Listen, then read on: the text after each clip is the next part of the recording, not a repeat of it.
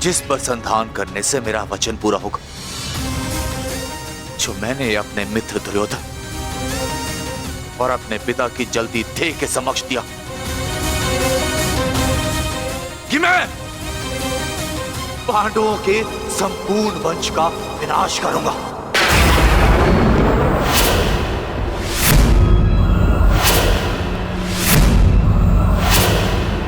मैं द्रोण पुत्र अश्वत्थामा ये कामना करता कि मेरा ये ब्रह्मास्त्र गिरे उत्तरा के गर्भ पर, जहां पांडवों के वंश का अंतिम बीज पल रहा है। अश्वत्थामा!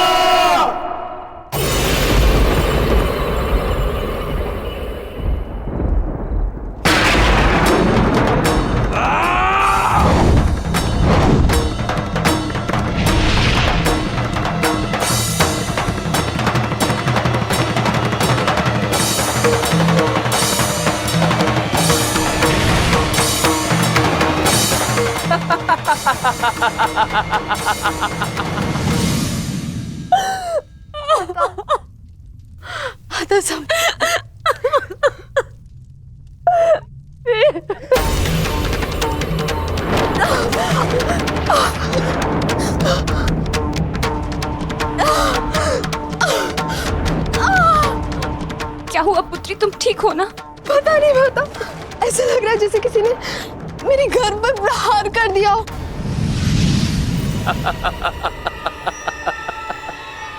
पांडवों के वंश का विनाश। अश्वत्थामा! ठहरो पांडवों, आज तुमने एक ब्राह्मण होने का धर्म त्याग दिया है अश्वत्थामा। अपने इस दुष्कर्म के कारण आज तुम ब्राह्मण नहीं रहे, अपितु एक राक्षस बन गए हो।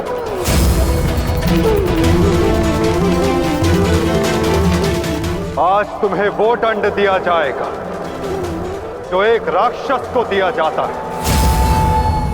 तुम्हें अपने दुष्कर्मों का परिणाम भुगतना होगा अश्वत्थामा। परंतु माता, उत्तरा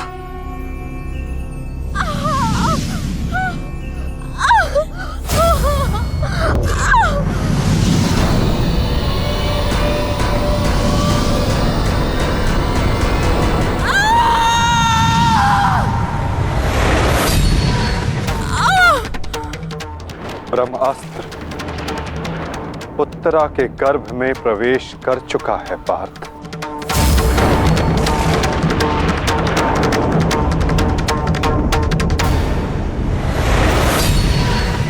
नहीं माता, ब्रह्मास्त्र का प्रहार कभी व्यर्थ नहीं जाता पार्थ, और उत्तरा की कोख में पल रहे नवजीवन के प्राणों पर यदि कोई संकट आया तो ये संकट केवल उसके प्राणों पर नहीं, उसके भविष्य पर नहीं, अपितु समस्त संसार के भविष्य पर आएगा पार्थ।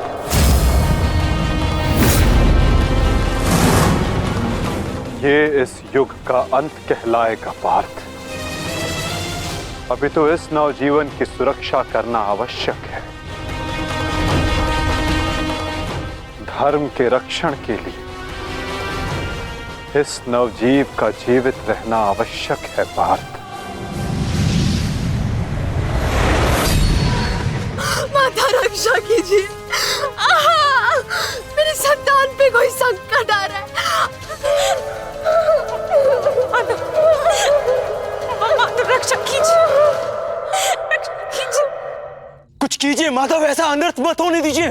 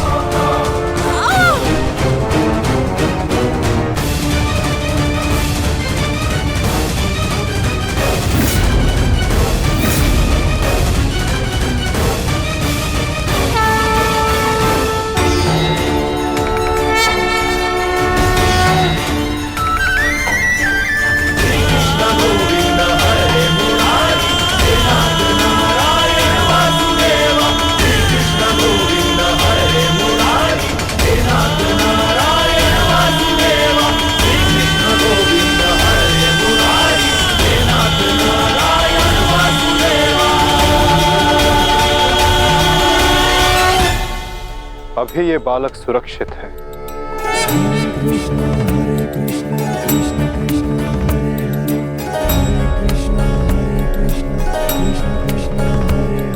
किंतु ब्रह्मास्त्र रूपी काल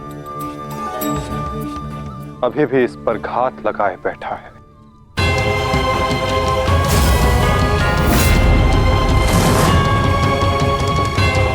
इसलिए मैं स्वयं इस बालक की सुरक्षा और इसका मार्गदर्शन करूंगा।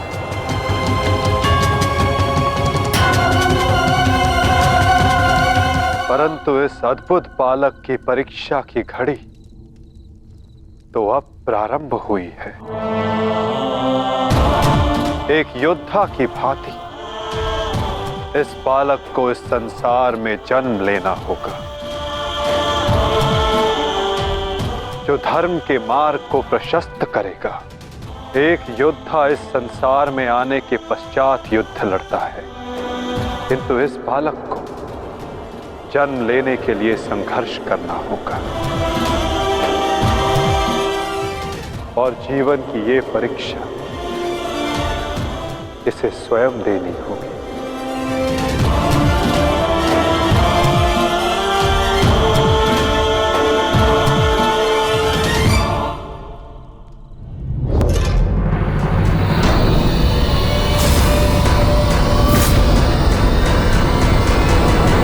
तुमने सीमा पार कर दिया अश्वत्थामा।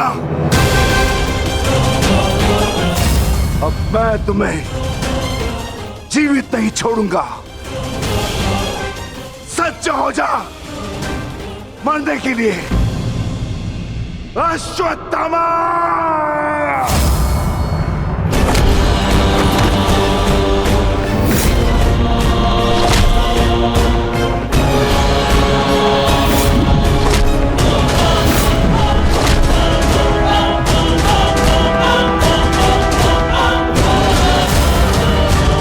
ठहरो विकोदर।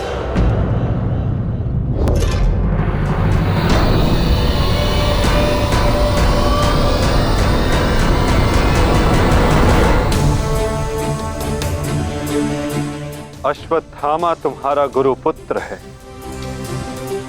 और जन्म से एक ब्राह्मण भी। इसकी हत्या का पाप तुम अपने सर पर ना लो विकोदर।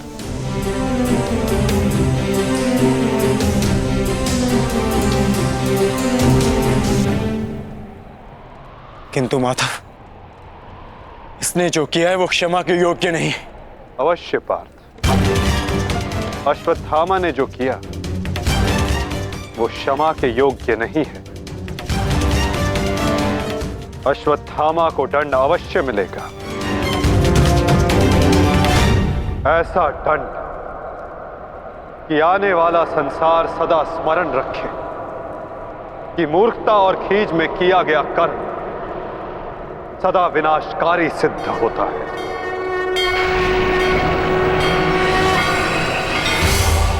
पार्थ, अश्वत्थामा के मस्तक की मणि निकाल।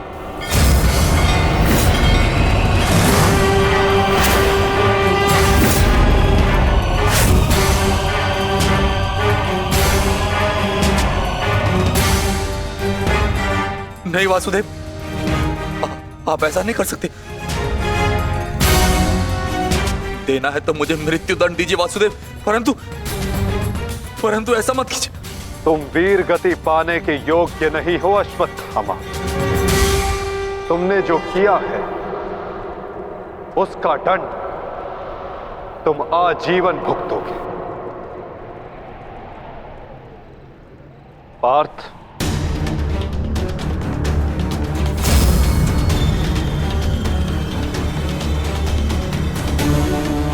रुक जाओ अर्जुन। अर्जुन, मैंने कहा मेरे पास मत आओ, रुक जाओ। धर्मा एव हतो हन्ति, धर्मो रक्षति रक्षितः। तस्मात् धर्मो न हन्त्यो मानो धर्मो हतो वधि।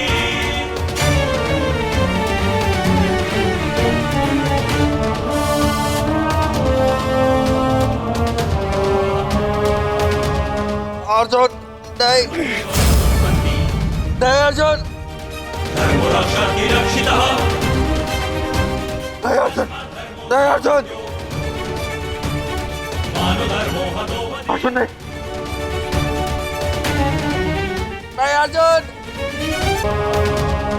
अर्जुन नहीं नहीं अर्जुन धर्मो रक्षति रक्षितः नहीं अर्जुन नहीं अर्जुन मानो धर्मो हतो वधि अर्जुन नहीं वासुदेव क्षमा कर दीजिए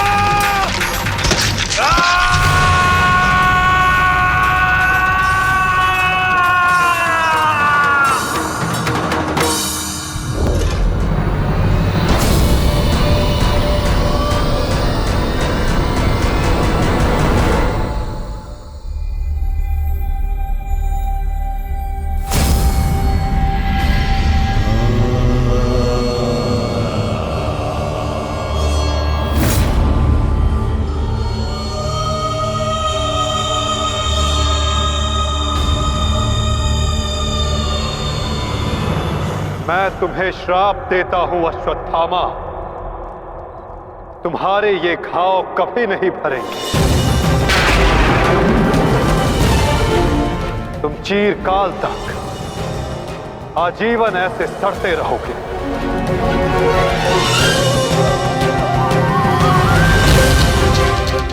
ये घाव लिए तुम जीते रहोगे अश्वत्थामा, और कलयुग तक समस्त संसार को संदेश दोगे कि पाप का भार असहनीय होता है। नहीं नहीं नहीं नहीं नहीं वासुदेव, वासुदेव मुझे क्षमा कर दीजिए, मुझे मृत्यु दे दीजिए वासुदेव, परंतु ऐसा मत कीजिए। नहीं गुरुपुत्र, अब से तुम्हारा जीवन ही तुम्हारा दंड है।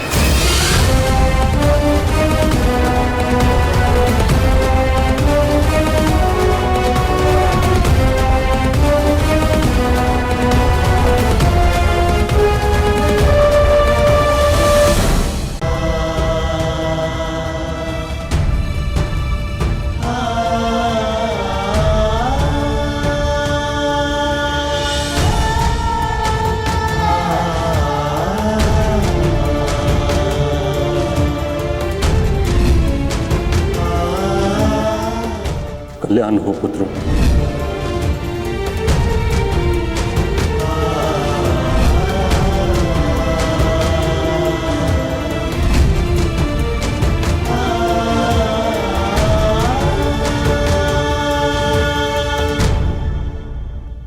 धर्मराज, समय की गति सर्प के समान होती है, वो स्वयं चला जाता है परंतु अपने चिन्ह छोड़ जाता है। ज्ञानी पुरुष बीती से सीख लेकर आगे बढ़ जाते हैं। भूतकाल का स्मरण करके वो अपने वर्तमान और भविष्य को समाप्त नहीं करते।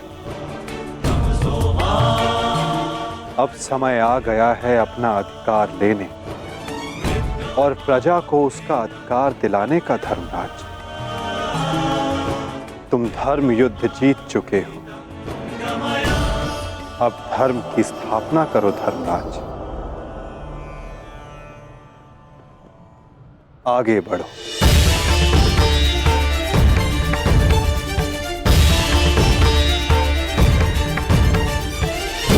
क्षमा शमोस्तेयम्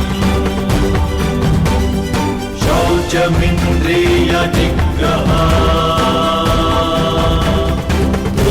क्षमा शमोस्तेयम् शौचमिन्द्रिय विग्रह निर्विद्या सत्यं क्रोधो दशकं धर्मलक्षणम्। स्वागत है सम्राट। महाराज धृतराष्ट्र आप सभी की प्रतीक्षा कर रहे हैं। क्रोधो दशकं धर्मलक्षणम् दशकं धर्मलक्षणम्। ठहरो सैनिक।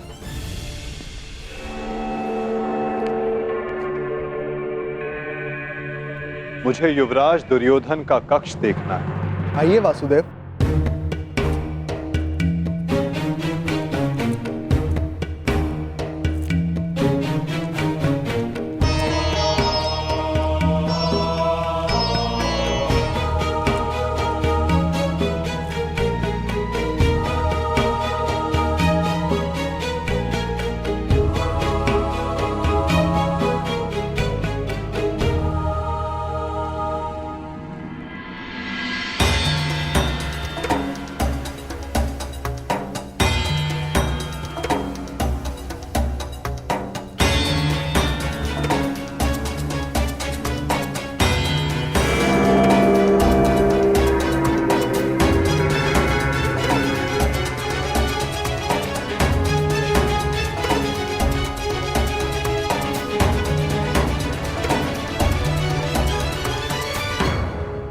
इस लो प्रतिमा का उपयोग युवराज अपने युद्ध अभ्यास के लिए किया करते थे।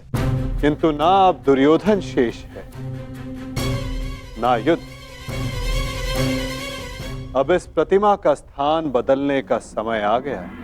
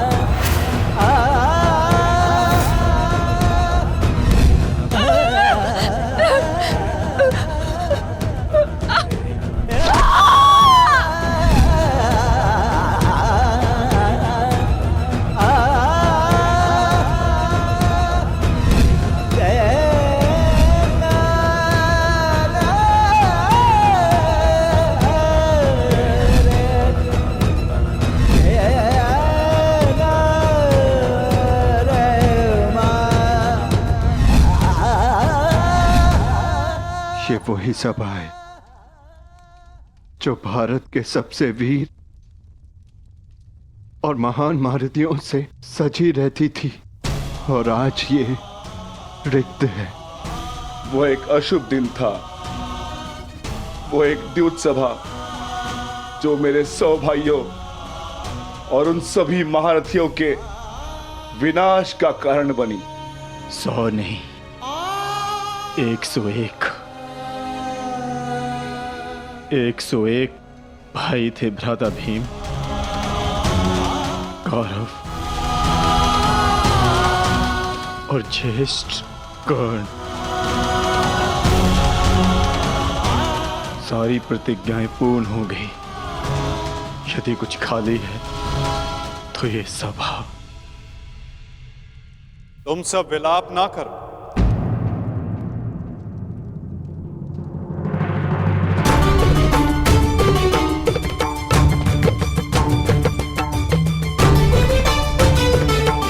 तुम सब ने धर्म के लिए युद्ध लड़ा, ऐसा कुछ नहीं किया जिसके कारण तुम्हें पश्चाताप अनुभव हो। ठीक कहा वासुदेव।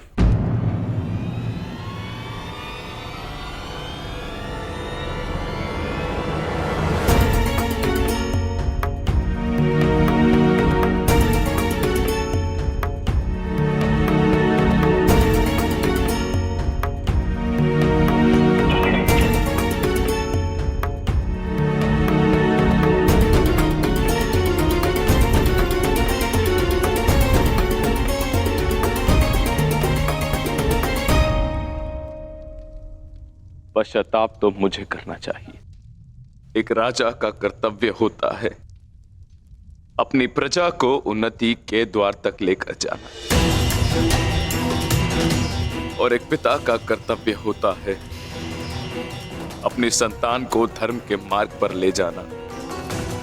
परंतु मैं दोनों में से एक भी कर्तव्य का निर्वाह उचित रूप से ना कर सका।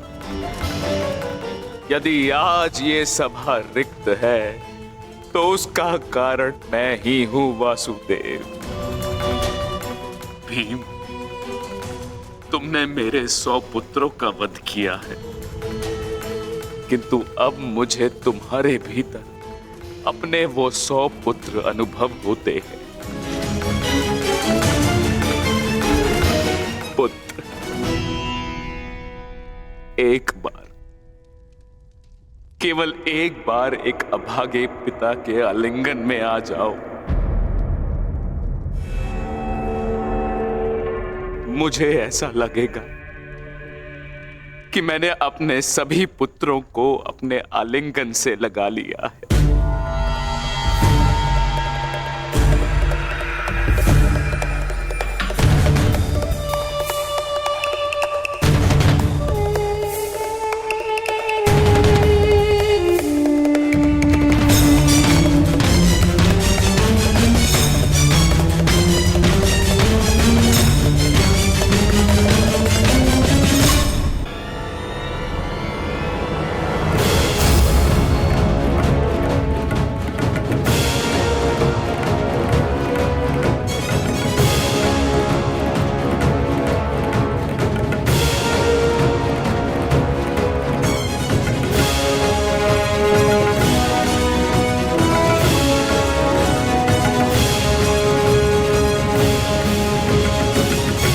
तुम्हारे अंदर 100 हाथियों का बल है ना भीम,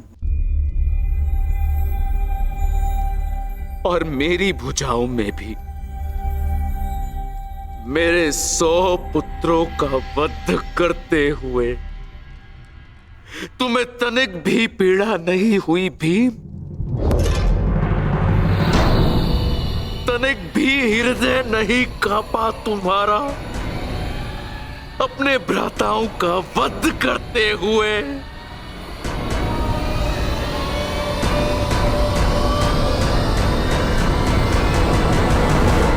दुर्योधन, ये तुम्हारे लिए है पुत्र।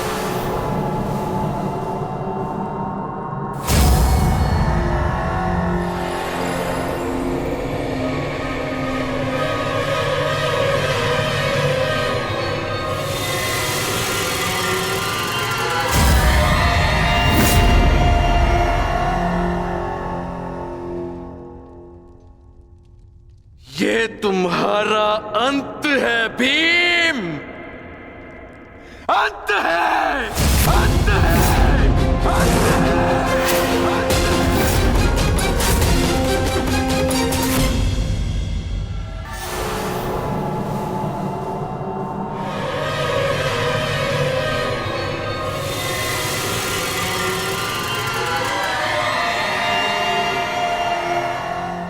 ये मैंने क्या कर दिया?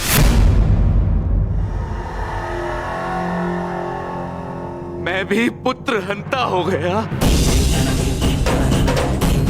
ये मैंने क्या कर दिया देव? भ्राता पांडु, मुझे क्षमा कर देना भ्राता पांडु।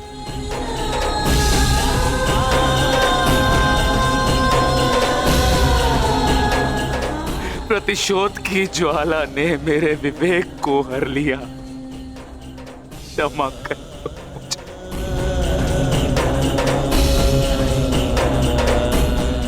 पुत्र भीम,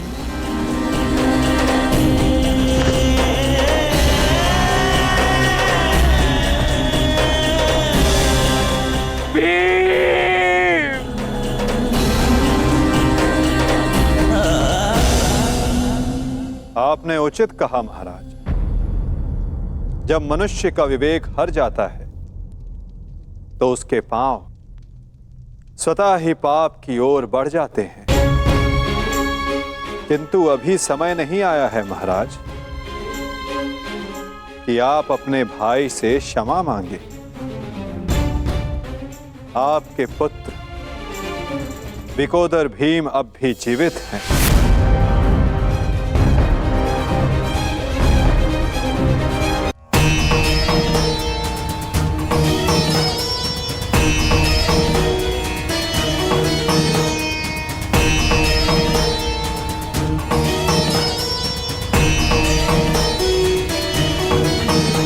एक विवेकहीन निर्णय ने द्यूत रचा, दूसरे विवेकहीन हठ ने पांचाली का चीर हरण किया।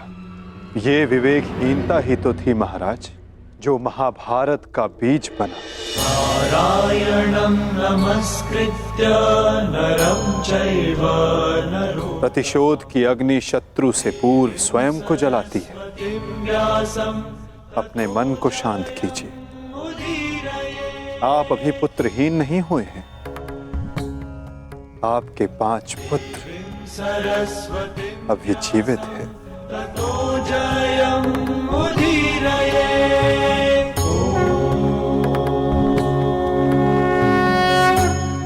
अपने मन की अग्नि को शांत कीजिए। किंतु मेरे मन की अग्नि शांत नहीं होगी वासुदेव।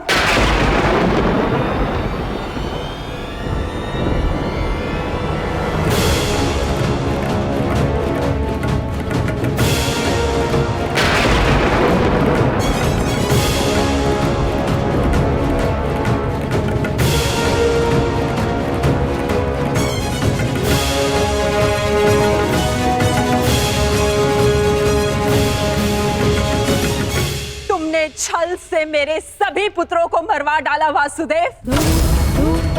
मैंने प्रयास किया कि मेरा एक पुत्र शेष रह जाए, परंतु उस प्रयास को भी तुम्हारे छल ने भंग कर दिया। श्री बलराम को भी अपने कपट में उलझाकर मौन करवा दिया तुमने, परंतु इस माता की ममता अब मौन नहीं रह सकती। तुम्हारे छल से मेरे कुल का नाश हुआ है वासुदेव। मैं तुम्हें श्राप देती हूं कि जिस प्रकार तुमने मेरे कुल का अंत किया है, उसी प्रकार तुम्हारे कुल का अंत भी होगा।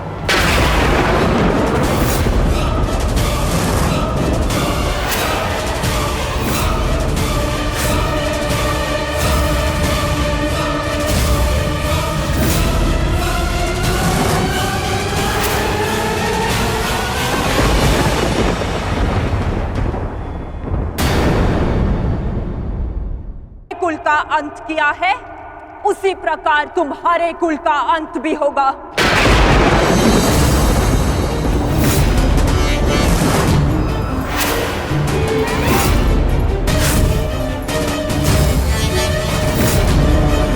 तुम्हारा कुल भी ऐसे ही आपस में लड़कर नष्ट हो जाएगा।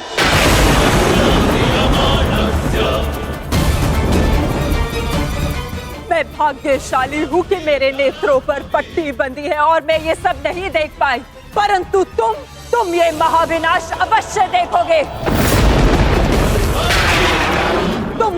तुम अपने कुल के महाविनाश का प्रारंभ करोगे वासुदेव।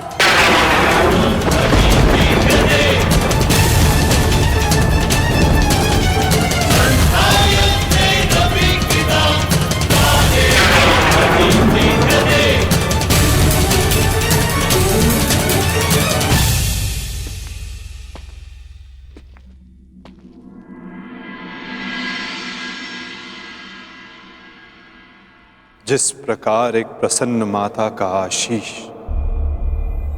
संसार में कोई नहीं रोक सकता, उसी प्रकार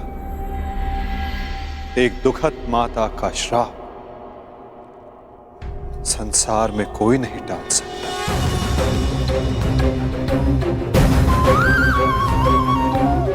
मुझे आपका श्राप स्वीकार है माते।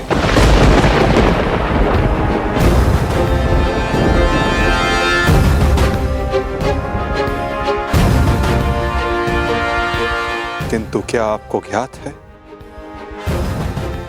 कि इस युद्ध का सत्य क्या है? क्या आप जानती हैं कि इस महाविनाश, इस महायुद्ध का वास्तविक रूप क्या है?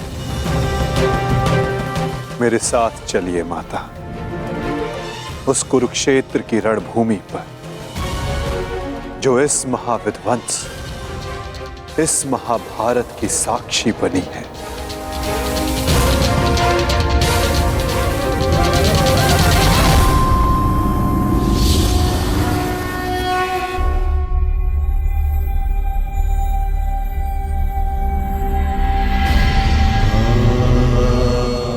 ये दुर्गंध कैसी वासुदेव?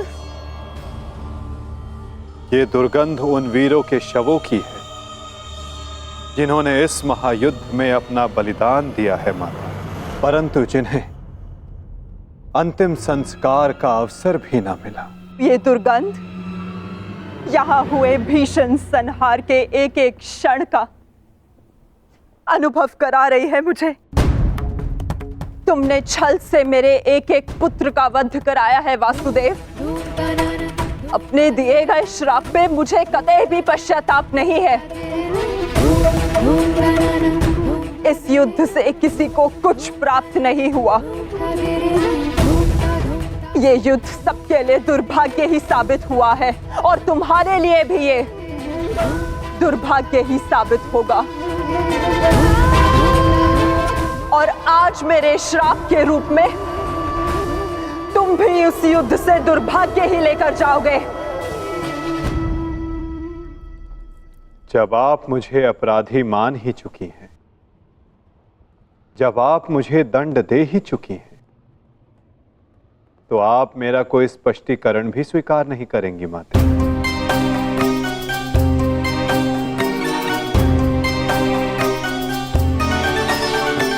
परंतु सत्य का भान आपके लिए आवश्यक है माता। जिनकी दृष्टि से इस महायुद्ध का कोई भी क्षण, कोई भी छल अनदेखा नहीं गया है माते, अब वीर बारबरी आपको सत्य का भान करवाएंगे।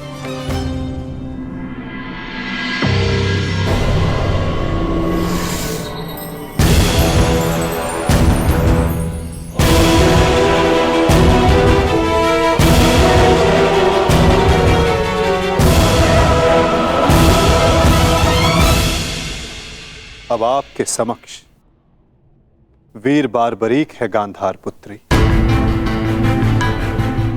जो आपके पौत्र भी हैं, जो इस युद्ध के एकमात्र दर्शक हैं।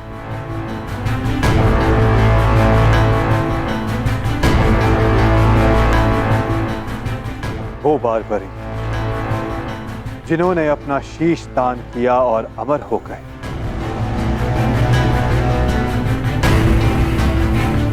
अब वही आपको सत्य का ज्ञान करवाएंगे।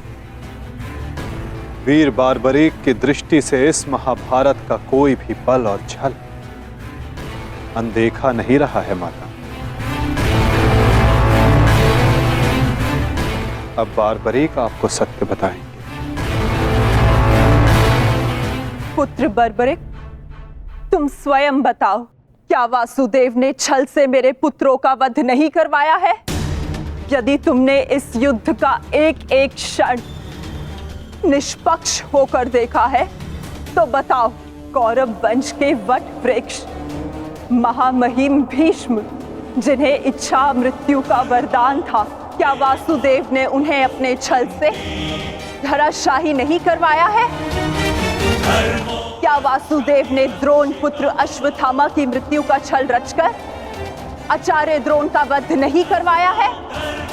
क्या मेरे पुत्र दुर्योधन की रक्षा कर रहे उसके मित्र कर्ण को छल से नहीं मरवाया है वासुदेव ने? पुत्र दुर्योधन पर युद्ध के नियमों के विरुद्ध जाकर प्रहार किया गया, क्या वो वासुदेव का छल नहीं था?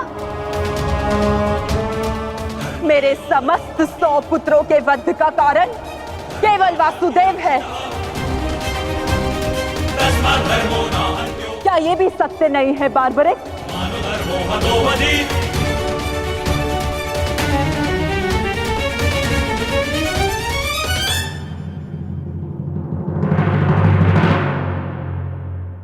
मैं आपसे सहमत हूं माते।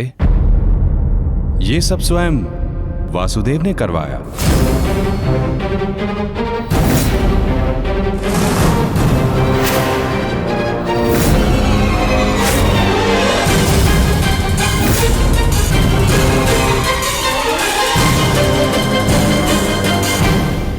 परंतु माते, आप किन 100 पुत्रों की बात कर रही हैं? कौन भीष्म, कौन कर्ण, कौन द्रोण और कौन अभिमन्यु? सत्य तो यह है माते कि कुरुक्षेत्र में कोई था तो केवल एक पुरुष, वासुदेव कृष्ण। ना कोई भीष्म, ना कोई द्रोण और ना ही अंगराज कर्ण।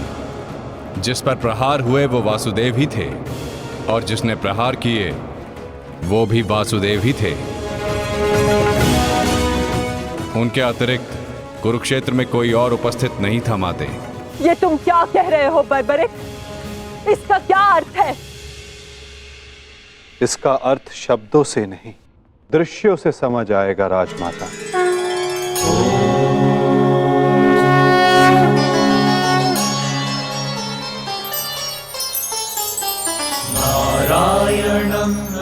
इस युद्ध के प्रारंभ से अंत तक हर प्रहार मैंने किया और हर प्रहार मैंने ही सहा।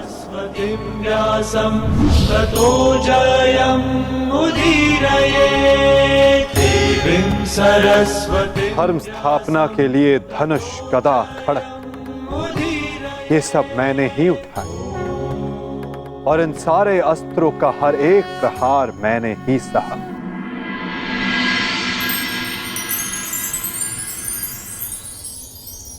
बाण चलाने वाला मैं ही था। पितामह!